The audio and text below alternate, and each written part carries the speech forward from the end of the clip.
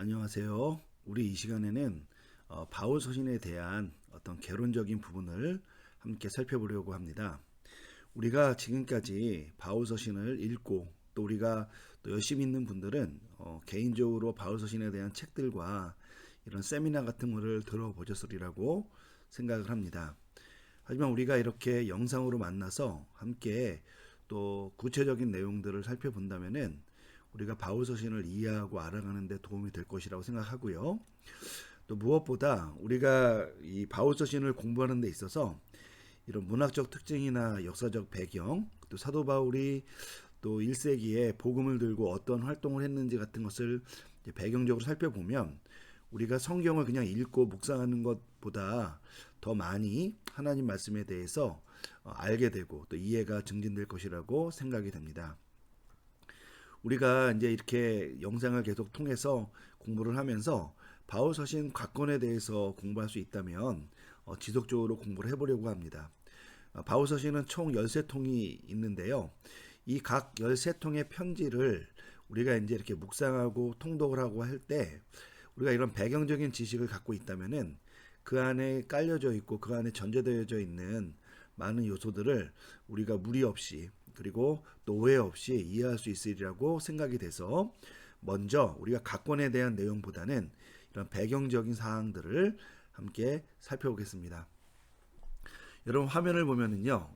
우리가 제1강 되어 있어서 바울 서신에 대한 개관과 연구의 필요성이라는 부분이 등장하는데 우리가 이 부분부터 천천히 함께 읽어가면서 바울 서신에 대한 전체적인 그림을 한번 그려보고 또 그 다음 단계로 나아가도록 하겠습니다. 자, 우리 그러면 1강의 첫 번째 단락부터 한번 천천히 읽어가면서 함께 공부해 보도록 하겠습니다. 자, 신약 성경과 바울 서신의 관계 먼저 살펴볼게요.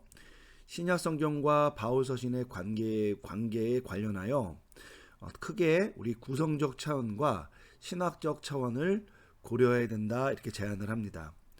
여러분 구성이라는 말은 이런 신약 성경이 전체적으로 바울 서신이 신약 성경의 일부를 이루는데 그것이 신약 성경 전체에서 어떤 위치, 어떤 구조로 제시되어져 있느냐 이걸 얘기하는 것이고요.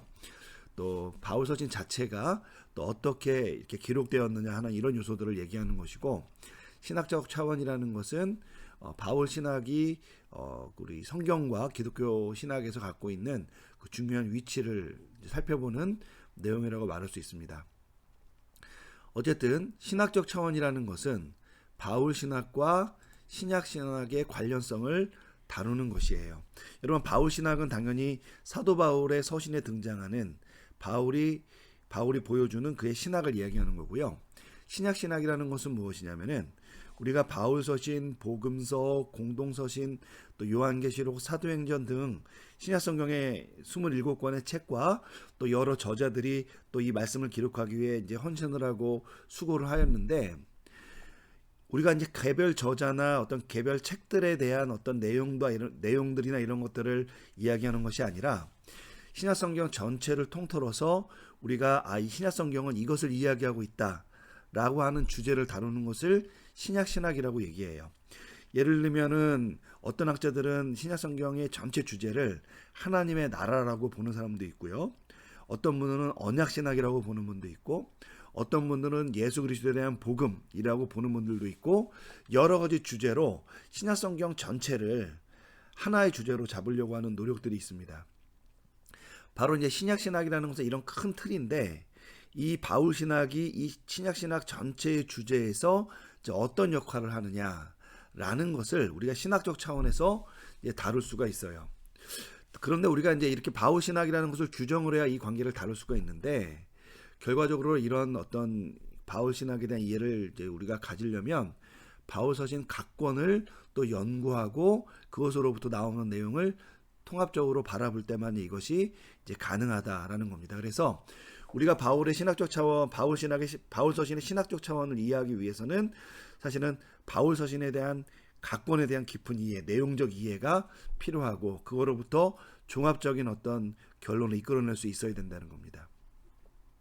한편 구성적인 차원은 바울 서신이 왜 그렇게 쓰여지고 그것이 왜 어떻게 또 신약 성경에 그런 그 정경의 위치를 차지하게 됐고 하는 이런 요소들을 다루는 건데요. 따라서 바울 서신의 정경적, 역사적, 문헌적 위치를 살펴보는 것입니다. 그래서 우리가 이제 바울 서신을 다룰 때 당연히 바울 서신에 있는 내용이 중요하지만 우리가 연구라는 측면에서 접근할 때에는 바울 서신이 왜 그렇게 기록되어졌느냐, 바울의 왜 그런 내용을 바울 서신에서 언급하느냐라는 것을 다루기 전에, 다시 말해서 신학적 차원을 다루기 전에 우선 이런 그 구성적 차원, 그러니까 정경으로서의 위치, 바울 서신의 역사적 위치, 또 바울 서신이 갖고 있는 신약 성경 내에서의 어떤 위치, 이런 것들을 한번 살펴보는 것이 더 개론적 차원에서 적절하다고 생각이 돼서 이 부분을 우리도 먼저 이제 살펴보려고 합니다. 자, 바울 서신은 신약 성경의 27권 중에 13권의 분량을 차지합니다. 그러므로 복음서, 사도행전과 공동서신 및 요한계시록과 함께 신약 성경의 한 축을 이루고 있다라고 말할 수 있습니다. 여러분, 여기서 이제 제가 복음서와 요한계시록을 구분한 거는 이해가 되는데 사도행전과 이 공동서신을 함께 묶어놨잖아요. 오늘날에는 사도행전과 공동서신이 이 바울 서신을 이렇게 가운데 놓고 떨어져 있죠. 그렇죠? 근데 고대 세계에서는 종종 사도행전과 공동서신을 예수님의 12제자들 있잖아요. 사도들. 그 사도들의 관점에서 묶어서 이해하는 경우가 굉장히 많았습니다. 그래서 제가 이걸 이렇게 분류해 본 거고요. 어쨌든 크게 예를 들면 복음서라는 것, 그리고 사도행전 공동서신이라는 것, 그리고 요한계시록이라는 이 세 가지 이 큰 틀과 더불어서 이 바울 서신이 하나의 어떤 큰 그룹을, 그러니까 성경에서 한 그룹을 이루었다라고 보시면 됩니다. 자, 참고적으로 얘기하자면 고대 성경 분류법에 있으면 분류법에서는 사복음서가 첫 번째, 그리고 두 번째는 사도행전과 공동서신이 등장하고요. 세 번째는 히브리서를 포함한 바울서신이 등장하고 네 번째는 요한계시록을 포함해서 크게 이렇게 네 가지의 신약 성경을 네 가지 그룹으로 고대에선 구분했다 이해하시면 되겠습니다. 한편 우리가 바울서신과 관련해서 또 한 가지 주의해야 될 점은 뭐냐면 바울서신의 기록 연대가 신약 성경의 다른 책들보다 빠르다라는 점이에요. 우리는 이제 마태, 마가, 누가, 요한복음이 예수님의 생애를 다루기 때문에 그 복음서들이 가장 먼저 기록되었다고 생각할 수가 있어요. 하지만 마태, 마가, 누가, 요한복음이 기록됐을 때의 어떤 그 시점과 예수님의 생애에 대한 부분은 시간적 간격이 있습니다. 그래서 이제 복음서에 담겨져 있는 예수님에 대한 이야기가 물론 그 어떤 이야기보다 가장 이른 연대를 담고 있지만 이른 시대에 대한 이야기를 하고 있는 것이지만 복음서 기록 자체는 바울서신보다 조금 연대가 늦다라고 이해하시면 좋을 것 같아요.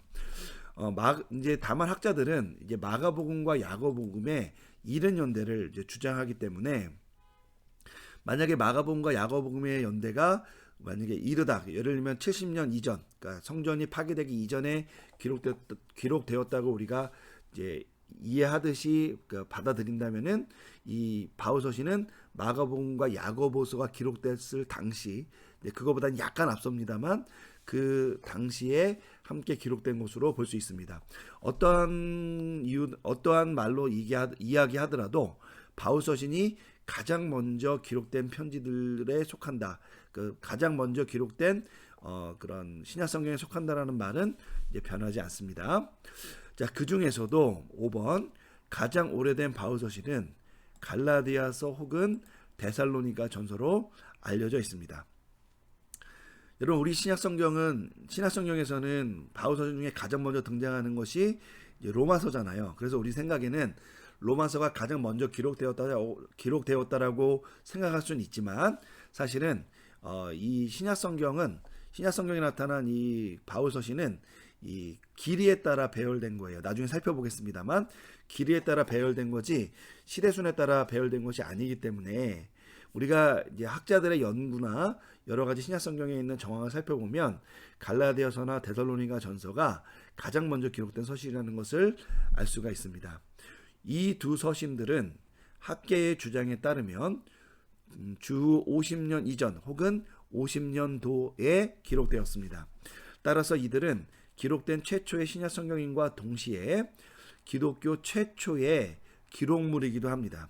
그러니까 예를 들면 우리가 신약 성경 외에도 예를 들면은 우리가 흔히 속사도 교부 문헌이라고 부르는 디다케라든지 클레멘스 일서라는 이런 초기 기독교 문헌들이 있거든요. 성경을 제외한 이런 모든 것들을 포함해서 가장 먼저 기록된 어떤 기록물이 이제 이 두 서신이라고 얘기할 수가 있습니다.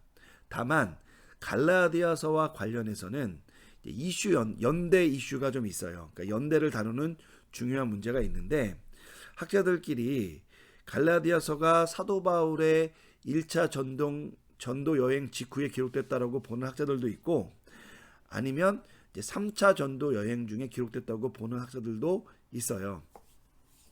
만약에 이제 1차 전도 여행 직후에 기록됐다고 보면 데살로니가 교회는 2차 전도 여행 중에 설립이 된 거니까 갈라디아서가 가장 먼저 기록됐다고 볼 수 있고요. 만약에 이제 갈라디아 교회가 설립된 이후에 사도 바울이 2차 전도 여행이 끝나고 2차랑 3차는 사실은 이 전도 여행이 동일한 전도 여행으로 분류할 수 있는데 2, 3차 전도 여행 중에 기록됐다고 보자면 이제 갈라디아서가 가장 먼저 기록됐다고 보기에는 조금 어려움이 있는 것이죠. 1차 전도 여행이 끝나고 바울 서신이 그러니까 갈라디아서가 기록됐다고 주장하는 그 학설을 남갈라디아설이라고 부르고요. 이제 그 이후에 기록됐다고 주장하는 이 설명을 북갈라디아설이라고 부르는데 여하튼 이 남갈라디아설이냐 북갈라디아설이냐에 따라서 이 갈라디아서는 이 가장 먼저 기록된 서신일 수도 있고 중반기에 기록된 서신일 수가 있어요. 그러니까 우리가 일반적으로는 오늘날에는 남갈라디아서를 따르기 때문에 갈라디아서를 가장 먼저 기록된 서신으로 보지만 이제 데살로니가 전서를 논쟁 없이 가장 먼저 기록된 서신으로 보는 것도 나쁘지 않은 것 같습니다. 여하튼 중요한 것은 뭐냐면 이런 초기 서신들 가운데 중요한 어떤 바울 신학의 특징들, 예를 들면 이신칭의의 복음이라든지 또 칭의론이라든지 예수 그리스도의 어떤 말씀이 인용되고 하는 부분들이 있다는 점이 이제 우리에게는 굉장히 중요한 요소로 다가오고 그래서 이 두 서신이 굉장히 중요한 이제 서신이라고 우리가 이해할 필요가 있습니다. 6번 보겠습니다.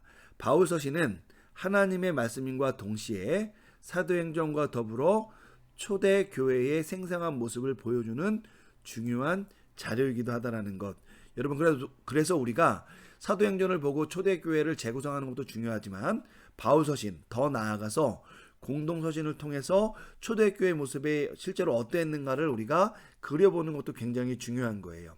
왜냐하면 바울서신이나 공동서신도 포함해서 어쨌든 이 바울서신은 1세기 교회가 직면하고 있는 문제에 대해서 사도께서 하나님의 말씀, 이미 가르치고 전했던 그 말씀에 비추어서 그들의 행동을 교정하고 그들을 온전히 세우기 위해서 보낸 것이 바울서신이잖아요.